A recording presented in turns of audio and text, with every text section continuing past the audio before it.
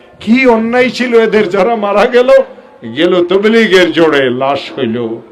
আজ একজন লোকের কারণে যদি এই উম্মতের অবস্থা হয়, আবার তার সাথে কিছু হারামখোর মৌলবীরা আছে, যেই মৌলবীরা তাকে মুরব্বী বানাইয়া মুসলমানদের রক্ত নিয়ে হুলি খেলে। ও আমার প্রিয় ভাইয়েরা, সাদের আকীদার সম্পর্কে দেওবন্দ বলেছে তার আকীদা খারাপ, সাহারানপুর বলেছে তার আকীদা খারাপ, পাকিস্তানের তাকি উসমানী বলেছে তার আকীদা খারাপ, পৃথিবীর শেষ যুগের সবচেয়ে বড় আলেম যিনি ছিলেন সঈদ আহমদ পালানপুরি বলেছিলেন তার আকীদা খারাপ। তোমরা আমার কথা দুনিয়াতে কোনায় কোনায় গিয়ে পৌঁছাও যে এক সময় সে মুসলমানদের রক্ত নিবে। আজ টঙ্গীর ময়দানে রক্ত কেন, আজ টঙ্গীর ইজতেমা ভিন্ন কেন হইল? এক সাহাদের কারণেই যদি এই মুসলমানদের এত বড় একটা জিনিস ভিন্ন হয়ে গেল, বিচ্ছিন্ন হয়ে গেল, সব আলেমেরা যদি এক হয়ে সাদের বিরুদ্ধে যদি কথা বলতো, তার আকীদা নষ্ট। আমি তো সাদকে বাচ্চা দেখেছি, আমি সাদের দাদার শ্বশুরের খাদেম ছিলাম।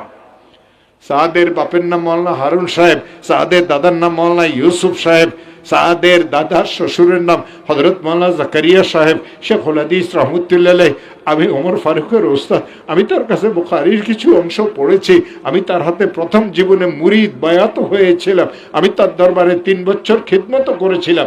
আমি যখন তার কাছে ছিলাম, সাদ নাহমীর কিতাব পড়ে। এই একটা লোকের কারণে এই উম্মত ভিন্ন হয়ে গেল, একটা লোকের কারণে উম্মতে মারামারি শুরু হলো, একটা লোকের কারণে। ও আমার প্রিয় ভাইয়েরা, এই একটা লোকের কারণে আজ উম্মতকে খুন পর্যন্ত করা শুরু করলো। আমার প্রিয় ভাইরা, দুর্ভাগ্যক্রমে বলি, কাকরাইলের যেটা সবচেয়ে বড় মুরব্বী ওয়াসিফুল ইসলাম, ওয়াসিফ আমার কাছে পড়েছে, তার স্ত্রী মিনু আমার কাছে পড়েছে, তার মেয়ে হাফসা আমার কাছে পড়েছে, তার ছেলে উসামা আমার কাছে পড়েছে, তার ছেলে ইয়াসিন আমার কাছে পড়েছে। ওয়াসিফের ইলম কেবল নাহবে মীর কিতাব পর্যন্ত, এরপরে আর কি নাহমির পড়ি যদি মৌলানা মুফতি হয়, ফতুয়া দেওয়া শুরু করে, তো আল্লাহু আকবার বলতে আমার ভয় লাগে। ভাইয়েরা, যখন কোনো খারাপ লোক কওমের জিম্মাদার হয়, তো সে মানুষদেরকে খারাপের দিকে টানবে।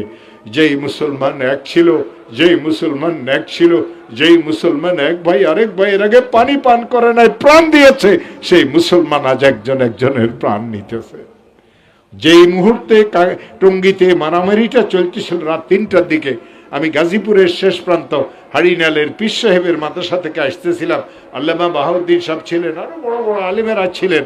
আমার ড্রাইভারকে, আমি একটু ঘুমিয়েছিলাম গাড়িতে, আমার ড্রাইভার বলে মনে হয় টঙ্গীতে কোনো গন্ডগোল হচ্ছে, সে গ্রামের দিকে গাড়ি ঢুকাই দিয়েছে, নাহলে তো আমরাও তো বিপদে পড়িয়ে যেতাম। অনেক ঘুরিয়ে ঘুরিয়ে বাবুস সালাম মাদ্রাসা পর্যন্ত পিছনের রাস্তা দিয়ে গ্রামে দিয়ে ঘুরিয়ে এসে আসছে। সকালে শুনলাম 4 জন মারা গেল। ও আমার প্রিয় ভাইয়েরা, কি অন্যায় ছিল এদের, যারা মারা গেল গেল তবলীগের জোরে, লাশ হইল। আজ একজন লোকের কারণে যদি এই উম্মতের অবস্থা হয়, আবার তার সাথে কিছু হারামখোর মৌলবীরা আছে, যেই মৌলবীরা তাকে মুরব্বী বানাইয়া মুসলমানদের রক্ত নিয়ে হুলি খেলে।